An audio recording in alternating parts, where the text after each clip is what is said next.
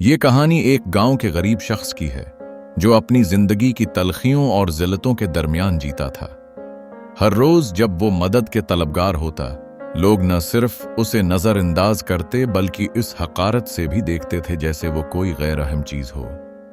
اس کی زندگی مشکلوں اور ان معنوی قیدوں کے ساتھ گزرتی تھی جو اس کی غربت نے سجا رکھی تھیں۔ گاؤں کے لوگ اکثر اس کی حالت کا مذاق اڑاتے، لیکن وہ ہمیشہ اپنے راستے پر ثابت قدم رہا۔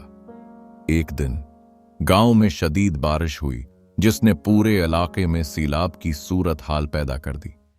پانی ہر جانب پھیلنے لگا اور لوگ اپنی قیمتی چیزیں بچانے کے لیے ہڑبڑا اٹھے۔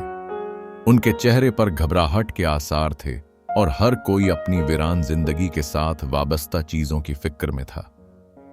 وہ لوگ جنہوں نے اس غریب شخص کی کمزوری کو ہمیشہ مذاق میں اڑایا تھا، اب مصیبت میں پھنسے ہوئے تھے۔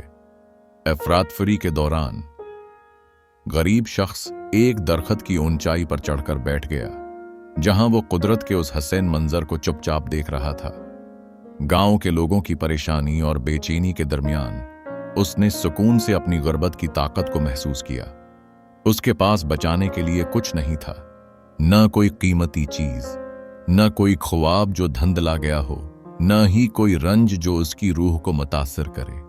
جب کسی نے اس سے پوچھا کہ کیا اسے شرم نہیں آتی، تو اس نے مسکراتے ہوئے جواب دیا کہ اس دن وہ اپنی غربت کی آزادی کا مزہ لے رہا ہے۔ اس کے الفاظ میں نہ صرف سکون بلکہ ایک گہری سمجھ بوجھ تھی کہ حقیقت میں جن چیزوں کو وہ کھونے کے خوف میں جی رہا تھا، وہی ان کی اصلی قید بن چکی تھیں۔ یہ کہانی ہمیں سکھاتی ہے کہ زندگی میں بعض اوقات جس چیز کا ہم خوف رکھتے ہیں وہی ہمیں آزادی دیتی ہے۔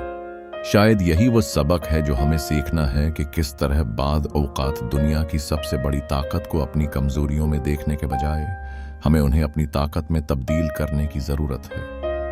وہ گاؤں کا غریب شخص آج ہمیں یہ احساس دلاتا ہے کہ آزادی کا اصل مفہوم ہے غیر ضروری بوجھوں سے آزاد ہونا اور اپنے دل کی آواز سننا۔